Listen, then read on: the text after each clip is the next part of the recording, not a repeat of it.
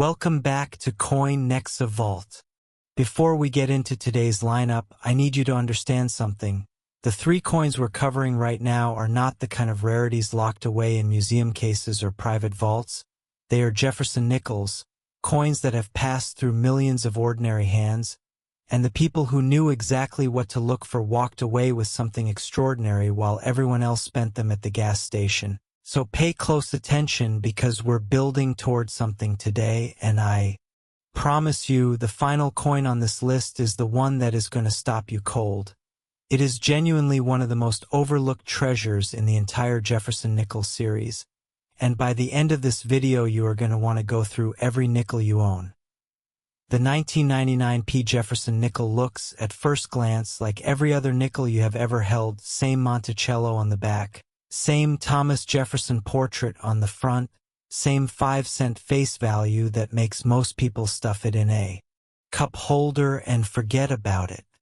But here is what the casual observer misses entirely, and this is the kind of detail that separates a collector who finds treasure from one who spends it.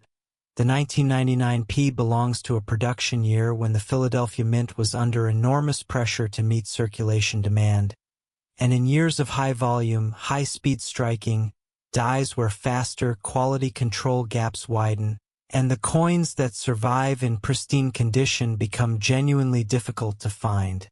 Not because few were made, but because almost all of them circulated heavily and immediately. The specific thing you are looking for on your 1999p is the condition of Jefferson's cheekbone and the steps on Monticello. Flip the coin over and look at the base of Monticello. You want to see 5 full, clearly separated steps visible beneath the building's entrance portico. These are called full steps, abbreviated FS by graders, and they are the single most value-driving feature on any Jefferson nickel from any era. Now tilt the coin slightly under a light source, because full steps disappear fast under bag marks and strike weakness. You need to see clean, uninterrupted horizontal lines, not blurred or merged ridges. On the obverse, examine Jefferson's cheek just below his eye. A weakly struck example shows soft, undefined contours there, while a sharply struck coin carries crisp facial definition that you can actually feel with your fingernail. A 1999p Jefferson nickel in standard circulated condition is worth face value, full stop. But a certified MS67 full steps example authenticated by PCGS or NGC is a completely different conversation. Examples at that grade level have sold for several $100s, with the finest known specimens pushing into the low thousands at major auction. The Philadelphia Mint in 1999 was producing nickels at a volume that made quality consistency nearly impossible to sustain, which is precisely why a coin that came off that press in perfect condition and somehow avoided the scratches, bag marks, and handling damage of normal distribution is so difficult to locate today. Every roll of 1999p nickels you go through is a legitimate search. The odds are long, but the coin exists, it has been certified, it has sold, and the people who found those examples were not professional numismatists with expensive equipment. They were patient searchers who knew what full steps looked like and kept checking. Condition is everything here. The same coin that is worthless in worn grades becomes a serious collector piece in gem uncirculated, and PCGS or NGC certification is what separates a coin you can sell confidently from one you have to argue about at a coin show. Now hold that thought because we have 2 more Jefferson Nickels to get through today, and the next one on the list has a production story that makes the 1999p look straightforward by comparison. The details around its minting are the kind of thing that makes collectors do a double take the first time they hear them, so stay right here. Next, 1994 Jefferson Nickel, and I want to challenge you on something before we even get into the details, because if you have a coin jar, a change drawer, or an old roll of nickels sitting anywhere in your house, the odds that a 1994p or 1994d is in there are genuinely high, and most people who have one have absolutely no idea that under the right circumstances it carries real collector value. The 1994 Jefferson Nickel sits in an interesting and underappreciated spot in the series. This is a coin from a period when the United States Mint was navigating significant internal changes in die production and alloy sourcing, and the result was a year where striking consistency was notably uneven across both the Philadelphia and Denver facilities. What you are going to do right now is look at the reverse of your 1994 nickel under the best light source you have available. A phone flashlight held at a low, raking angle works perfectly, and you are going to count the steps on Monticello. Start at the bottom of the building where the steps meet the ground line and count upward. 1, 2, 3, 4, 5. If you can see 5 distinct, separated, clearly defined horizontal steps without any of them bleeding together or fading out before they reach the right edge of the building, you are holding a full steps coin, and that changes the conversation about what it is worth entirely. Now shift your attention to the mint mark. On a 1994 P, it is absent because Philadelphia coins of this era did not carry the P mark on nickels, while a 1994 D will show a small D just to the right of Monticello on the reverse, slightly above the ground line, and that D versus no D distinction matters to collectors who are building date and mint complete sets. Back on the obverse, look at the texture of Jefferson's hair above his ear and along the back of his head. A well-struck 1994 shows individual hair strands with definition and separation, while a weakly struck example blurs those strands into a soft, undifferentiated mass. And that difference in strike quality is exactly what the grading services are evaluating when they assign a numerical grade.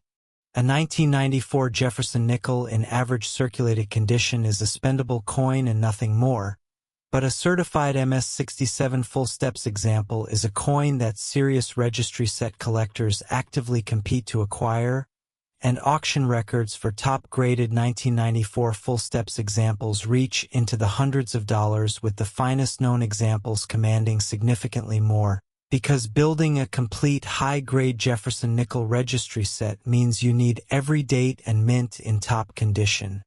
And the 1994 in gem full steps is not as easy to find as its common reputation suggests. The production context here matters. 1994 was a high mintage year with hundreds of millions of nickels struck across both mints, and high mintage creates a paradox in the collector world. So many coins were made that virtually all of them circulated immediately, meaning pristine survivors are rarer than the raw numbers suggest, and the handful that made it through to gem condition without contact marks or handling where are the ones showing up in certified holders and selling well above face value. As with all Jefferson Nickels, third-party certification from PCGS or NGC is what transforms your coin from an interesting find into a marketable collectible.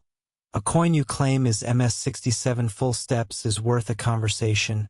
A coin that PCGS or NGC says is MS-67 full steps is worth real money. We are now one coin away from the most remarkable Jefferson Nickel on today's list. And I am not going to oversell it. The facts about the 1985D speak for themselves, so let's get into it. Next, 1985D Jefferson Nickel. And here is something that only a small number of people who collect this series actually know to check. So pay close attention, because this is the kind of information that turns a casual coin search into a genuinely productive one. The 1985D comes out of the Denver Mint during a decade when the Mint was operating under budget pressures that directly affected die quality and replacement schedules. Dies were used longer than ideal, hubbing impressions were sometimes shallower than the standard required, and the result was a year where getting a sharply struck coin from Denver was genuinely difficult, not impossible, but difficult enough that certified high-grade full steps examples from 1985D are among the most coveted in the entire Jefferson Nickel series. This is the coin that advanced collectors specifically target, and most people who own one have no idea what they are sitting on. Here is exactly what you need to examine. Turn the coin to the reverse and go straight to those Monticello steps. And be rigorous with yourself here, because partial steps are not full steps, and for visible steps are not 5. The standard is 5 complete, separated, uninterrupted horizontal lines from the left pillar base to the right edge of the staircase. And if even one of those lines fades, merges, or disappears before completing its full width, the coin does not qualify as full steps in the eyes of PCGS or NGC. Now look at the mint mark itself. The D appears to the right of Monticello, and on 1985 D Nickels you may notice slight variations in the D's position and the crispness of its application, because repunched mint marks and tilted mint marks from this era are documented on various Jefferson Nickel dates. And while the 1985 D is not famous for a specific RPM variety, any anomaly in that D is worth noting and researching before you spend the coin. On the obverse, go to the area just above Jefferson's shoulder where his coat collar meets the edge of the design. A fully struck 1985 D shows sharp coat detail and a clearly defined button at the collar, while a weak strike softens all of that into a vague shape, and that detail is one of the markers graders use to distinguish an MS-65 coin from an MS-67. A circulated 1985 D Jefferson Nickel is worth 5 cents, but a certified MS-67 full steps example is a completely different animal, with PCGS and NGC population reports showing that coins at this grade level from Denver in 1985 are genuinely scarce, and auction results for top-graded 1985 D full steps examples have reached into the hundreds of dollars, with the finest certified specimens commanding well into the low thousands from collectors who need this date for high-grade registry sets and are willing to pay accordingly to get it. The Denver Mint's production context in 1985 makes the scarcity make sense. The combination of worn dies, high-volume striking, and immediate mass circulation meant that coins leaving the press in full detail condition were the exception, not the rule, and the few that made it into collector hands without damage are now the subject of serious competition at auction and in dealer inventories. What makes the 1985 D the grand finale of today's list is exactly this. It is not famous the way an error coin is famous. It does not have a single dramatic story attached to it the way a major variety does. Its value comes from the quiet, documented scarcity of its top-grade survivors, the kind of scarcity that takes years of collecting experience to fully appreciate, and the kind that rewards the patient, detail-oriented searcher who knows precisely what to look for and checks every 1985 D they encounter with the same rigor. Certification from PCGS or NGC is non-negotiable if you believe you have found an MS-67 full steps example, because without that certified holder you have an interesting coin, and with it, you potentially have a significant one. If you've got a coin like any of these sitting at home, drop a comment and let me know. And if you enjoyed this, hit subscribe so you never miss the next one.